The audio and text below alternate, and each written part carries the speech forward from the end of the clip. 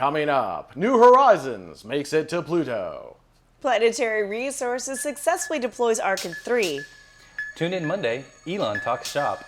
All that, plus we talk about what's needed to get to Mars. Stay tuned. Tomorrow begins right now.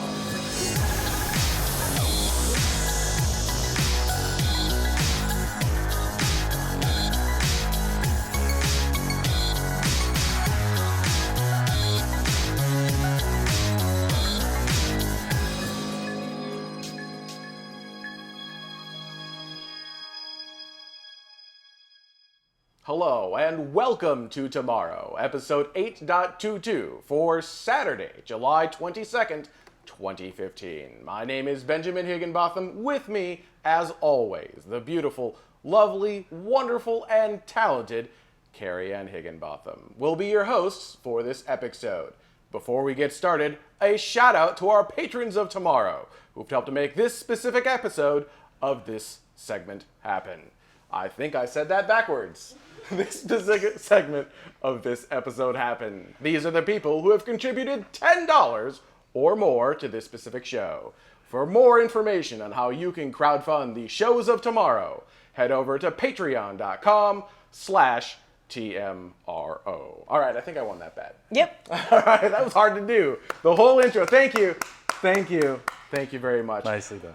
Let's go ahead and get started with some space news. First, if you, unless you were living under a rock, Hey, some people do. Just most of us live on the rock. On the rock, we visited a rock called Pluto. And, there was just some fantastic human moments in this. This mission has been going, it's been in space for 10 years, but the story starts before there. But I want to show you just kind of that moment, just that moment in time when we got the signals back from New Horizons, right? We got confirmation back. New Horizons had just passed by its closest pass of Pluto. It had kind of been silent for a little while because it was turned away looking at Pluto, right? Kind of doing its science. And then it turned back towards us and it started transmitting. And this is that moment in time.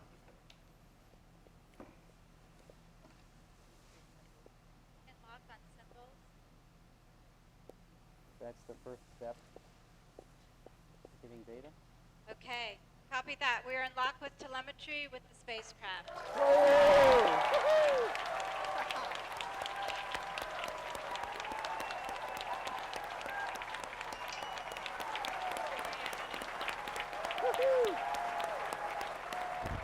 See a lot of green numbers in that one too. Yeah. Green is good. Yeah.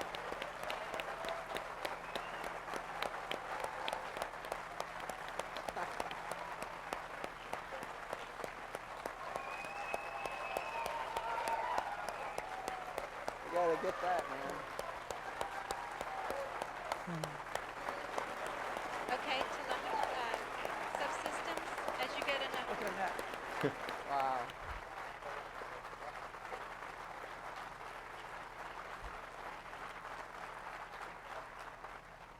That's our mission operations manager or mom. Please And report your status as you get enough data. she's kind of sitting there like, I still have work to do. Yeah, that was We're neat. not done yet. It's not the end. Now, that was after years of preparing and working on this. You know, like I said, it launched on January 19th, 2006, and it had been flying. Oh, yeah, that is your birthday. Launched on your birthday. And its closest flyby was July 14th, 2015.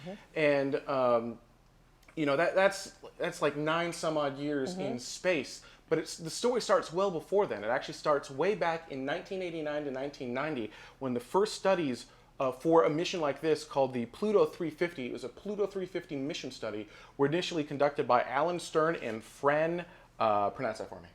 I don't know where you are. It's Fran Bagenel. Hopefully I said that. And they were from Pluto Underground. And that kind of morphed into different things. It turned into the Pluto Fast Flyby, and that was supposed to launch in 2000 and then reach Pluto in 2010. And then that evolved in the Pluto Kuiper Express mission. That was canceled in 2000. So, since basically 1989, there have been people working on this New Horizons mission in one form or another, because the people who worked on the Pluto Kuiper Express, they kind of morphed into the New Horizons team. It's a little more complicated than that, but that's kind of what happened. So a lot of those people who were working on that had been working on this for a very, very long time. And this is the first time we had gone out there. And while New Horizons is not staying at Pluto, there's not enough fuel for it to enter an orbit around Pluto, it's going to continue out into the Kuiper Belt, and we'll continue to get science from that probe for a long time to come. And even the science that we got down from Pluto, the beautiful stuff. Actually, we have some flyby footage here. This is taken. NASA published this on their website. You've got the very famous heart of Pluto that's being shown around. I remember seeing that picture, and before anyone called it, we were like, oh wow, that looks like a heart. The Twitter community glommed onto that, and as ToWicked mentioned in the chat room, then started spamming out different hearts and like little lovey things with Pluto and whatnot. But this is just incredible footage taken from New Horizons. The background, I believe, is simulated in that, but you can kind of see the foreground flyby. It is a simulation of the flyby using real data from New Horizons. There are a couple different things that came out of this. We're going to have science from New Horizons that we can study for years to come. There's amazing stuff we're learning about the atmosphere and how it's like burning off into space at an incredible rate. This is really cool stuff. So congratulations to the New Horizons team for a successful mission thus far. They've done a fantastic job. The imagery we're getting back is beautiful. The science we're getting back is beautiful. And I don't think I mentioned, but the first communication, that moment in time that we showed earlier, that was actually July 15th at just after midnight UTC. It was 52 minutes and 37 seconds after midnight UTC. That's when the first communications started coming back from New Horizons. So again, huge congratulations to the entire team. It's been a long time coming and very successful. Very. So there we go. All right, I'm going to hand it over to one of our not a space pod correspondent, one of our space news correspondents, Dutta. Tell me about the Atlas V. Good afternoon. At 11:35 a.m. on July 15th, the United Launch Alliance did this. I'm making him press all the buttons and talk. It's amazing. Yeah. 3, 2, 1, 0. We have ignition. And we have liftoff of the United Launch Alliance Atlas V rocket carrying the 10th GPS-2F satellite for the United States Air Force. The global positioning system... This launch from Cape Canaveral Air Force Station is Launch Complex 41. This is launched GPS-2F10 into Plane C Slot 3 of the Global Positioning Satellite Network. This takes place of the GPS-2R11 launched in 2004, which will now shift to a backup role. There's 2 launches left to complete this Block 2F series of GPS satellites. This is the 55th flight for United Launch Alliance's Atlas V, and it broke the previous record of 26 days from the start of stacking to launch for an Atlas V with a time of 22 days as part of a launch span time reduction initiative that is designed to heighten efficiencies, cut costs, and increase available slots in the manifest. Laura Maginis from United Launch Alliance's Mission Management Deputy Director says, "We are working to keep our processes lean and efficient, and the shorter span time does allow us to have more manifest flexibility." So that's pretty cool.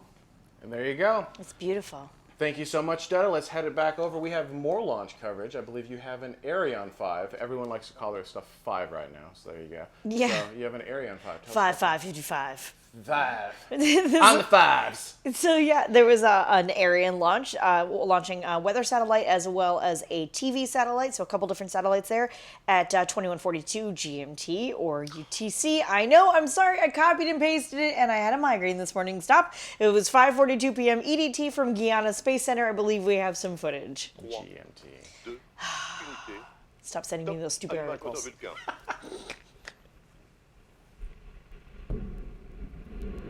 So beautiful. Allumage AP, décollage.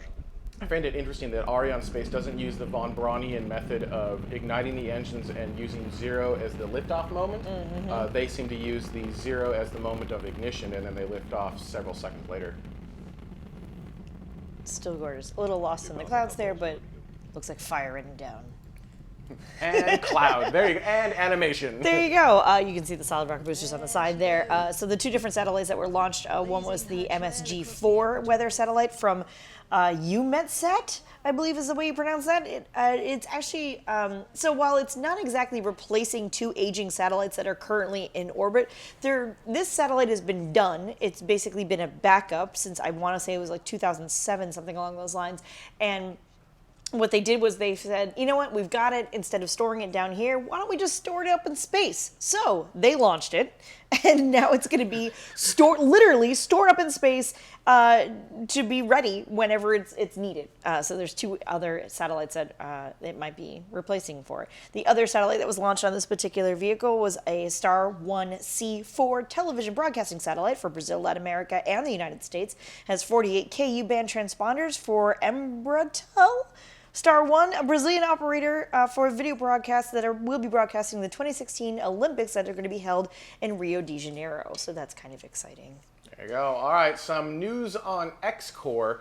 If you were thinking of taking a trip into space aboard XCOR's Lynx space plane, and you were excited to only pay $100,000, you better get your ticket before January 1st, 2016, because starting then, ticket prices will increase to $150,000 US for the same exact ticket. Now basically what XCOR is saying is that, look, the rest of the industry, they cost a lot more, so we're just being competitive with the rest of the industry, and even with the price increase, we're still substantially less expensive than our nearest competitors. That's true. We actually have a shot, oh, there you go, thank you, Dada. We have a shot that they're getting pretty far along with the XCOR Lynx. That's kind of the frame that you see there. I think we've used that image before. I don't think there's any newer footage or imagery that's come out just yet. I believe they're looking to test fly like next year, so very, very shortly here.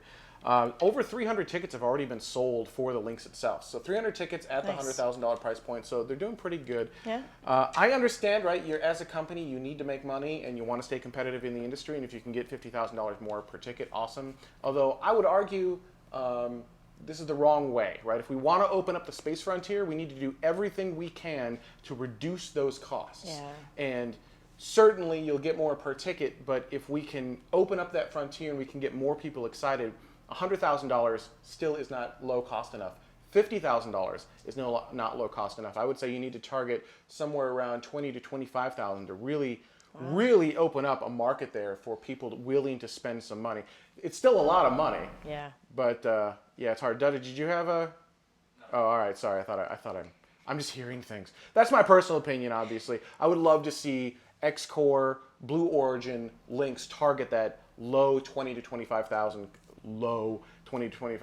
for some of these trips, because at 100,000, it's just the market's so small. At 150,000, it's still small. Again, I understand why they need to do it, but if anything they can do to reduce the price, not increase the price, I think will help open that frontier to more and more people. So there you go. On better news. Yeah. Planetary Resources wanted to announce that the Arkyd 3 reflight, the A3R, as opposed to AR3, which is what I keep calling it for some unknown reason, has been deployed successfully from the International Space Station. It's the reflight because the first one was aboard the one that went before. Yep. Orbital Sciences. Orbital Sciences Centaur. Yep. Yep, and thankfully it wasn't on Sierra 7. This was on Sierra 6, so yay. The Arkyd 3 reflight, the A3R, was, like I said, successfully deployed for the International Station. The Kibo airlock is what I was trying to say. It's got a 90-day mission. This is a demonstration flight showcasing avionics, control systems, and software. Eventually, they will be scoping out near-Earth asteroids for resources such as water. The next demonstration craft will be the Arkyd 6, which will demonstrate altitude control, power, communication, and also an avionics systems. That features this I thought was really cool, a mid-wave infrared imaging system able to measure temperature and temperature differences in the objects that it observes. So it can see water or ice through the infrared, which I thought was really cool. Which is important because it's hunting asteroids, essentially, looking for the most valuable resource in the universe, water, liquid water. There you go. Water. Any water, I guess, is the most valuable. Water, most valuable. So there you go. Awesome. Very cool. Congratulations to Planetary Resources. Yeah, they're really doing excited. some really great things, and they've still got their Kickstarter stuff that they're going to be doing. Oh, they did the Kickstarter. Right. And they still have like all the pictures. Oh, yes, all the pictures and stuff. Yeah, that'll be fun. All right, and finally, let's head it back over to Dutta. Dutta, tell us what Elon is saying. We've got news from Elon. We do? Yeah, you ready? Ready? Yeah. His favorite medium. Twitter. Oh, yeah, there it Twitter. is. He tweeted, and it's brief as always. Basically, the SpaceX is going to be hosting a 30-minute telecon for members of the media at noon Pacific Monday, July 20th, to discuss preliminary results in their investigation on the CRS-7 mishap. Elon is going to be the speaker of words.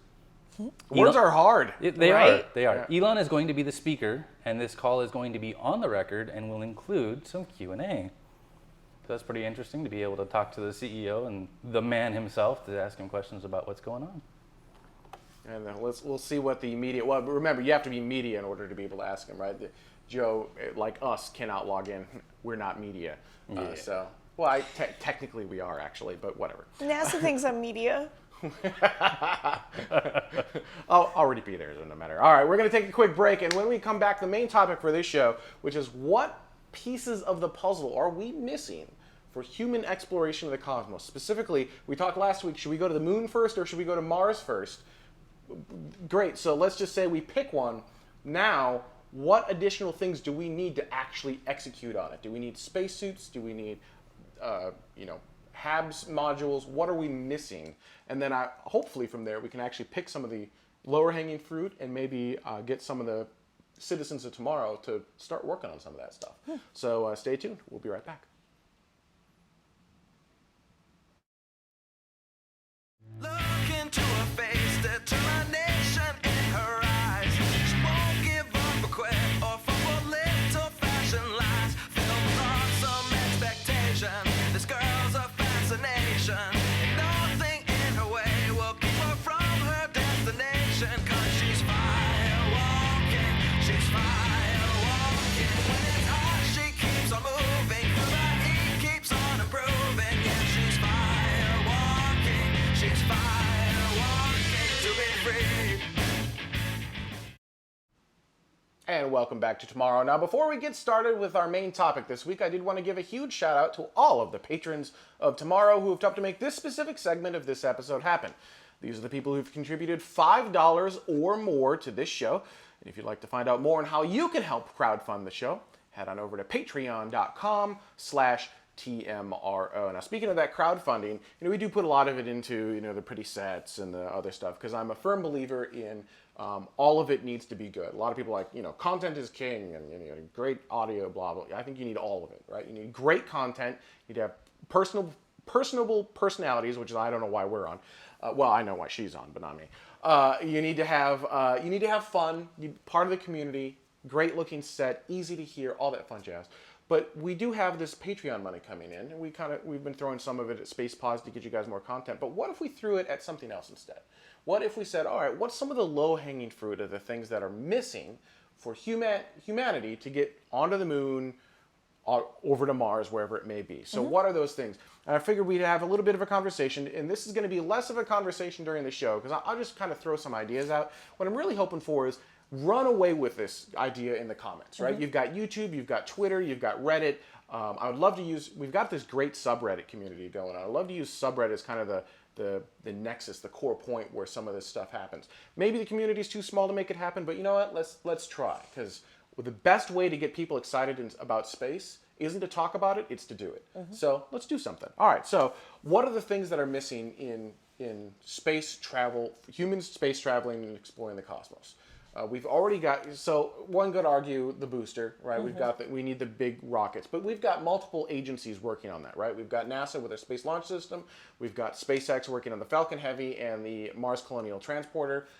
We've probably got, Dave Mason's kind of doing his own thing as well. So we'll say for a moment that the transit system is already being worked on and is set, right? So someone will figure that part out.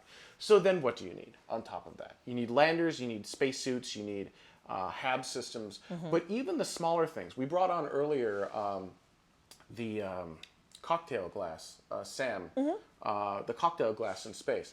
Obviously, you don't need a cocktail glass in space, but you do need some things like bathrooms in space. Right. Who's going to design? Are we going to use the bathroom on the space station? Because that thing kind of sucks. It's always breaking, and the astronauts say how awful it is. So who's designing the bathroom for space?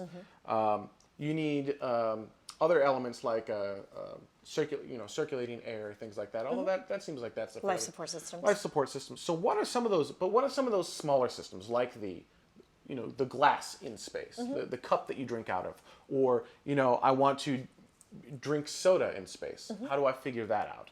Although you probably should, it's bad for you, but whatever. Yeah. Stuff like that. So what are those elements that are missing, and then how can we build them? So I kind of throw in a few ideas out there.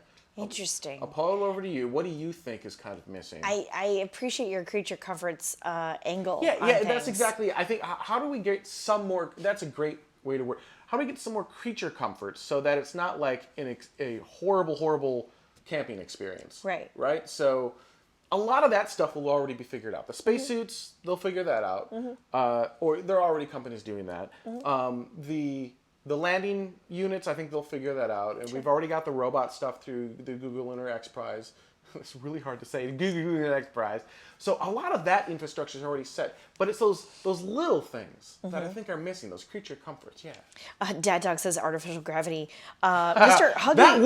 that would be a great creature comfort. That would be incredible. Mr. Huggy says what the International Space Station needs is a washer dryer for clothes. I suppose that's one thing I hadn't really thought about. Once you get onto the planet, that you do need some sort of washer dryer sort of system for clothes and the things that you wear on a regular basis anyway, which I guess that you can kind of put that in the creature comfort category, along with bathrooms, good bathrooms that don't break down. What about the habs all themselves? The time? Right? Has anyone actually designed the habitats? You look at a lot of these pictures and you see like Mars One has a series of Dragon V1s all lined up in a row with like a tunnel between them. Right. You don't really want to live in that. Has anyone actually designed the habitats that we'll be staying in? Like, can we take a Bigelow habitat, cut it in half, and use that? Maybe the European Space Agency did the Mars 500 that we had talked about a number of times.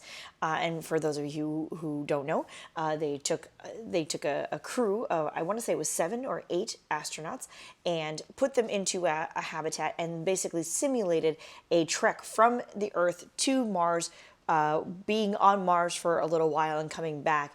Hence the name Mars 500, because they were in for about a little over 500 days. It was like 536 days or something like that. And a lot of that was the psychology behind it, to try and figure out if humans could stand looking at another 7 humans for that extended amount of time. And, and they even built in the video delay if they had any video chats or communications with Earth that they needed to do, which was very cool. I still firmly believe in a lot of that. I think a lot more research on that needs to be done. I think there's a lot of things that we just don't know, and it's a scary thought to me to think that we would just put in some people who want to go without really knowing. I mean, I'm sure everyone would have some sort of psych background and what have you, but just throwing them up there and being like, here you go, it's cool, no big deal. Other things I sort of jokingly talk about, again, towards a creature comfort situation, is what if I get sick of all the music I have on my iPod?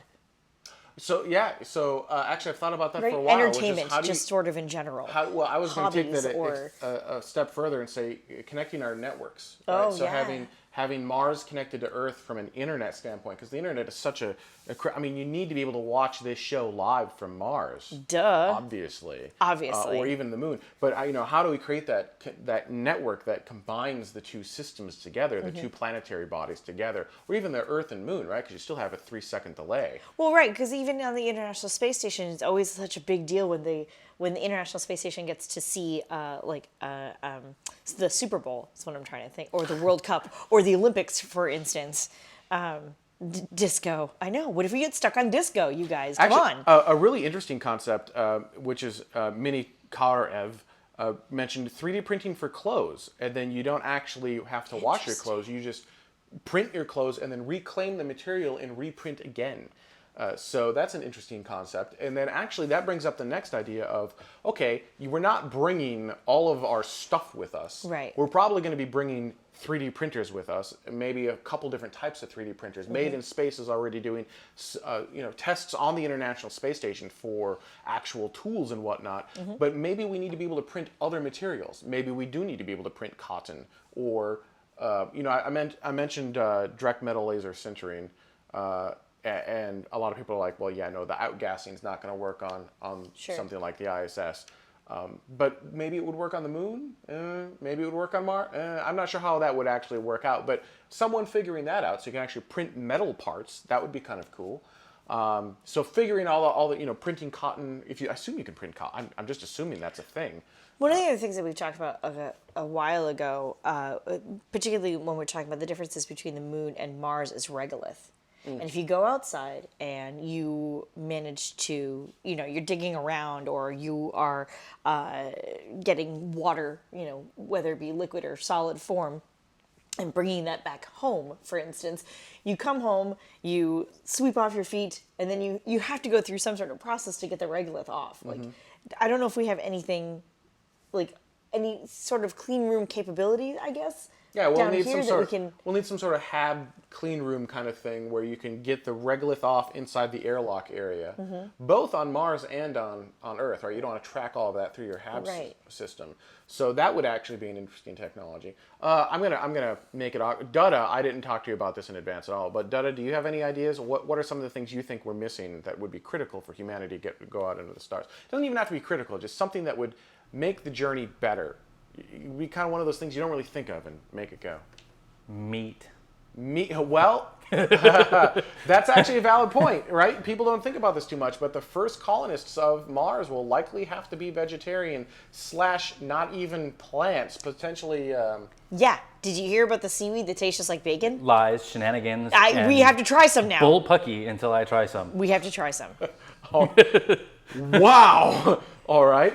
So, like food, right? Yeah. So how are we going to figure out the food? And I wonder if anyone's actually, I'm sure some people are working on some of this stuff, but wouldn't it be cool if these plants were edible? If actually, that would be a great addition to the set is actual plants you would use on Mars. Wouldn't that be cool back here? Instead Insects. of just, right, stuff like that. Insects. I think that's what it's going to be. I don't think there are insects on Mars, though. No, but they're going to be so much lighter and so much, they're tiny little protein vessels. They can breed quickly, too. Yeah, there you go. You just bring an ant farm with you. There, I fixed it. You go. So, Nope. Yeah, toilets for me would be a huge thing because I love to be outdoors. I don't like the facilities. They're terrible. the outdoor plumbing, not so Agreed. much. Yes. Agreed. Well, it's even worse on the space station, Yeah, I especially know. when you hear the stories of what the astronauts talk about and they have to go through for using the facilities. It is not awesome. So interestingly enough, there is actually a better restroom that has been built and has never flown to the space station for whatever reason. So then I hand it off to you, the community of tomorrow. Here's your homework, community. What are some of the things that you think we will need in space? Now we've got the creature comfort things that I'm kind of interested in. The bathrooms, the drinking utensils, the eating stuff to make your life a little bit better when you're going to Mars. And these would be things that you'd use on the journey to Mars and then on the planet itself. But maybe there's something more important that we're overlooking, right? You had mentioned, the psychology of all of it. Although I think a lot of that's being done with Mars 500. The Mars Society has their remote site as well. So a lot of that's being worked on. Dutta mentioned meat. Although, as you brought up, fake bacon. I hereby, that is trademarked and copyrighted now. What do you think is necessary? Leave your comments anywhere you want. And then as a community, I'm interested in if any of these are interesting to the community as a whole and something that maybe we can actually work on. Maybe we can take a little bit of the Patreon funds to help get them going. Go ahead. We can take some of the citizens of tomorrow and throw them in a room for like 500 some odd days and see how they survive. They will not survive. Yeah, I'll tell you that we can right put it on now. camera too. Oh, we'll make millions. It could be like a space pod. Every week you just get 5 minutes of whatever's going on at that time. Oh, man. Yeah. Who's in? No. That is not going to be a thing. So we will be sued into oblivion. I love this idea. So, yeah. What do you... Derailed. Sorry. What do you think? It's all right. What do you think we should be doing in space? And is there something that the community of tomorrow as a whole would actually like to work on, and maybe we can actually help to solve? So it's more than just a show talking about space. We'll continue to do this show, but we can give weekly updates, and we can use Reddit as a medium to actually make this stuff go. We can create a Kickstarter campaign, something fun and interesting that's not too terribly difficult, right? We're not going to build the next SLS. We're not going to build the next Saturn V. Right. But, there is a problem that maybe we can solve so that when the time comes for humans to be on Mars, we're ready to go. So leave your comments anywhere you'd like. All right, we're going to take a quick break. And speaking of comments, when we come back, comments from last week's show. Oh my goodness. I think there were over 100 comments on the YouTube video. We have tons of comments on Twitter, Y'all on have Reddit. opinions. Oh yeah, the Moon versus Mars debate. It's first off, thank you everyone for being so civil about it, because there were a lot of different opinions on it, but everyone argued the idea and not the person. So that was great. I love Awesome, seeing guys. that. Yeah, in an era of internet hatred, I think we as a community did great. So thank you for that. So yeah, some of those comments coming up when we return.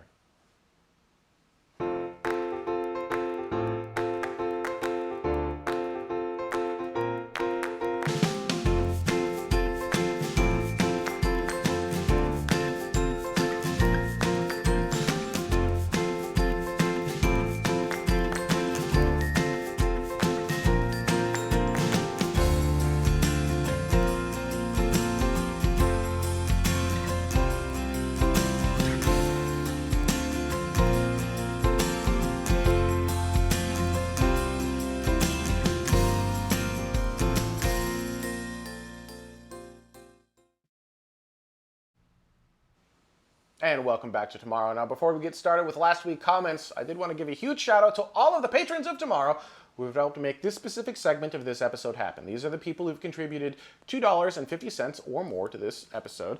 These people will also be getting a copy of After Dark as soon as it's available. And you can find out more information over at our Patreon campaign. But oh wait, there's more. We've also got our Patreon subscribers. If you'd like to contribute even as little as a penny, these people have contributed 1 penny up to $2.49. That gets your name in the show, credits, and access to our Google Hangouts. So thank you to everyone who is helping to fund this show, make it go week after week. We could not do this at this quality level without you guys.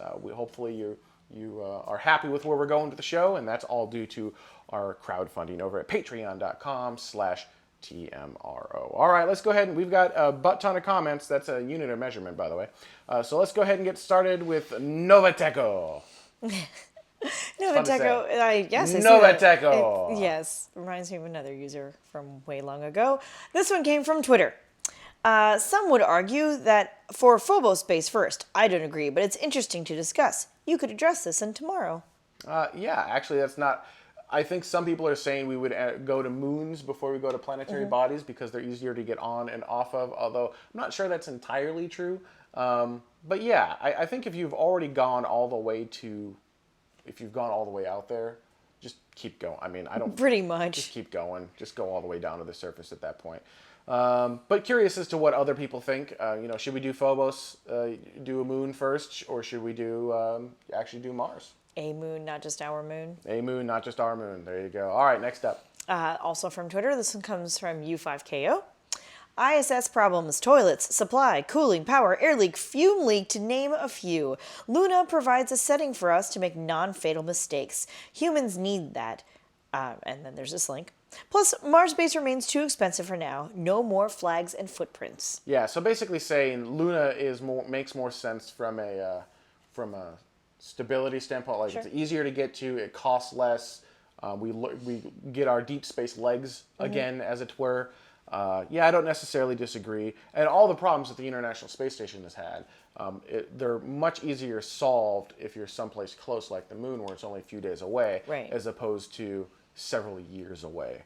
But at some point, we're going to have to make that leap, right? Yeah. Humanity is going to have to make that leap to Mars, and you're always going to have that. You're several years away, and those first people who colonize Mars, those first colonists, they're not going to have infrastructure. And we can't just sit here and go, well, until you have infrastructure, you can't go. Well, Right.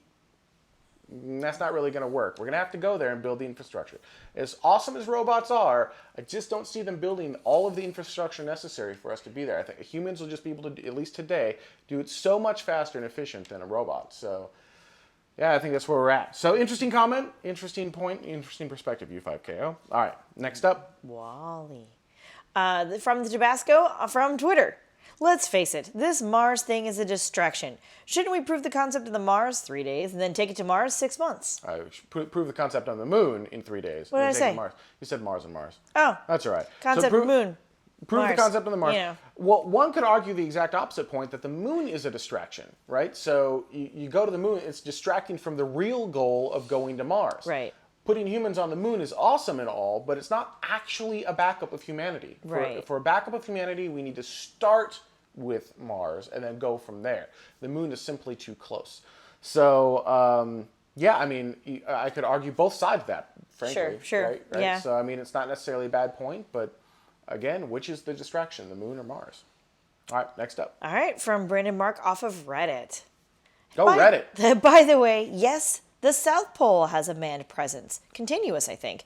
But how many ATMs does it have? A few. And how many small businesses operate there? None, I think. And how many schools are there? And how many children are raised there?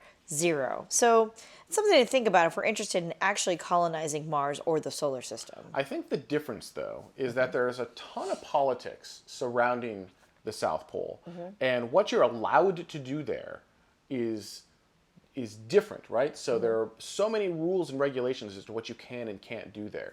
Whereas with Mars, hopefully those same rules and regulations don't exist. Well, So- even if they did exist at this point, it's kind of like the rules on the International Space Station of like, yeah, come on over and stop me then. Yeah, I suppose, right? So it's, I think it's a little bit apples and oranges, but an interesting... Right. It's an interesting idea. It's a Interesting thought- concept. Yeah. But we actually do have, in very remote areas, cities and children and people living in very hard, desolate locations. So we can do it. It's just that when you involve politics, everything gets thrown on its head. So I think the moral of the story is to leave politics out of Mars. That's my takeaway. That's what I'm going to take away from that. All right, next up. This one comes from our resident Moonabomber, Vax Headroom, Vax. off of Reddit. Moon first, though you know I'd say that, but not by much. Really, Mars in parallel. We can start lunar landed work immediately, but Mars needs to start with flybys, inspiration Mars style. Yeah, so kind of the Apollo 8 fling around the moon and, you know, do the same thing with Mars. A little bit harder to do with Mars because, you know, the journey is so long. You have to do planetary alignment stuff. But Right. Inspiration Mars kind of had a path figured out for that. Yeah, I mean, I guess, obviously, if you can choose both, you should. The difference is, you know, it really comes down to budget and being able to afford it.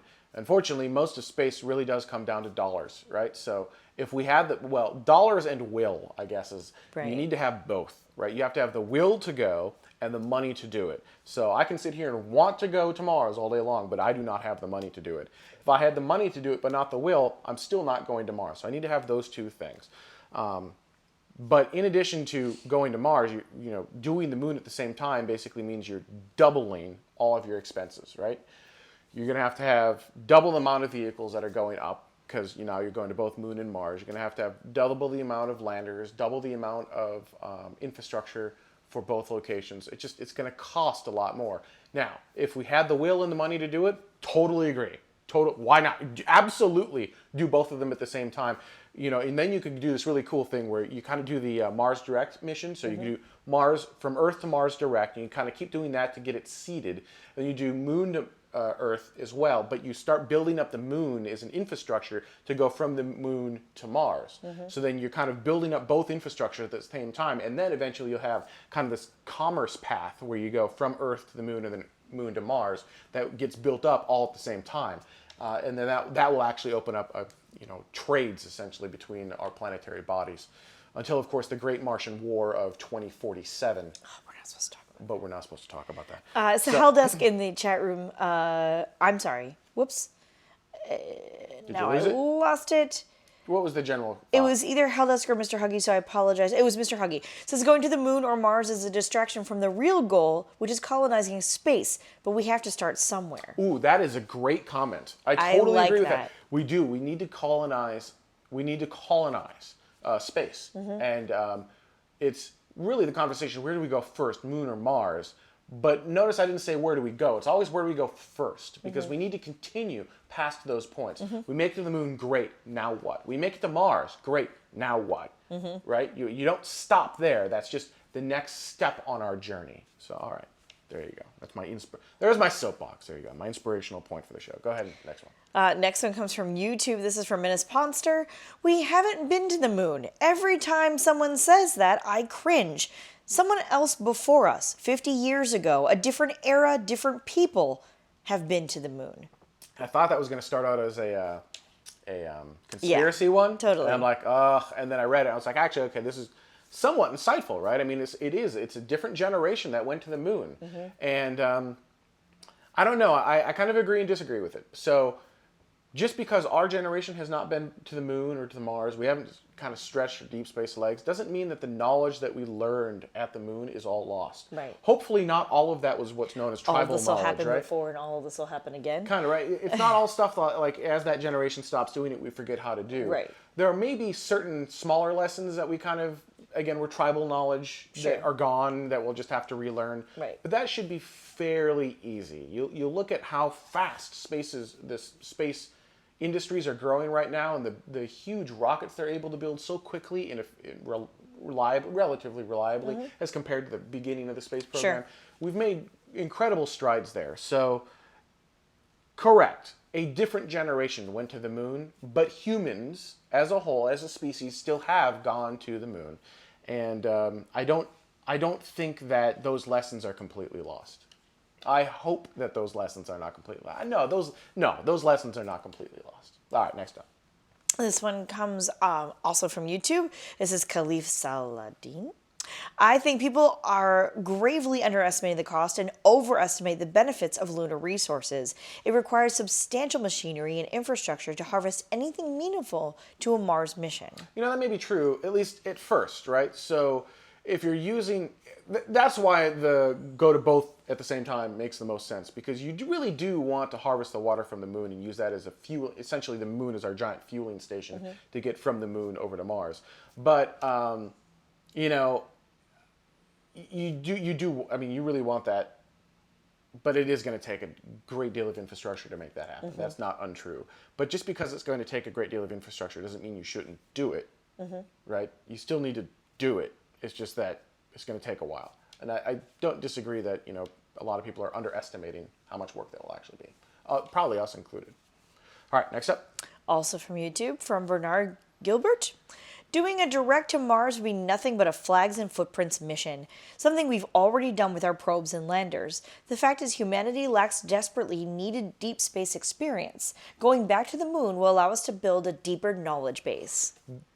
Yes, but unlike Apollo, you can't just go to the moon and come back anytime you want. Right. Right? Try it. Let me try those words again. With the moon, you can go back and come back, go there and come back anytime you want, like you did with Apollo. Unlike that, when you go to Mars, you can't just come back, right? You have to be there for a while. So it may be flags and footprints, but it's going to be a lot of footprints, right? Yeah. You're not coming back after a day. You're staying there for a while. And you're going to be able to do real science in that amount of time. Grab the moon. Okay. No, I know, but just grab the moon. Grab the moon.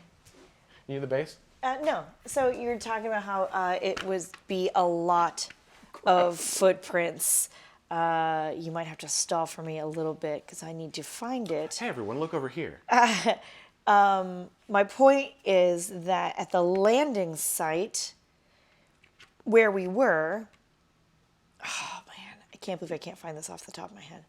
You're looking for the Sea of Tranquility? Yeah. But where am I? Anyway, my point is, here's Apollo 16. Okay.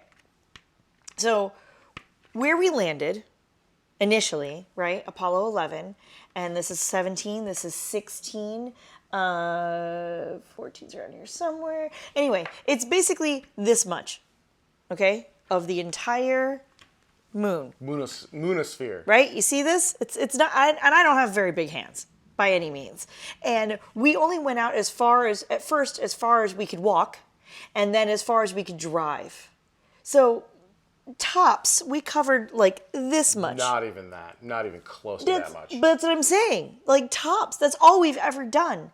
Ever done. So even if we wanted to try and practice and we go to the moon and put down a lot more footprints, as you said, anything that we do on Mars, simply because we can't come back, would have to be this much. You know what I mean? Like, just, does that make sense? It should be. It doesn't. I mean, you could just sit there and do circles around your colony. You could, but who would want to? Exactly, right? I mean, we'll be able to do more science in one human Mars mission than all of the rovers combined, all of the landers combined, right? Just one human presence on Mars. The amount of science we'll be able to do will be incredible.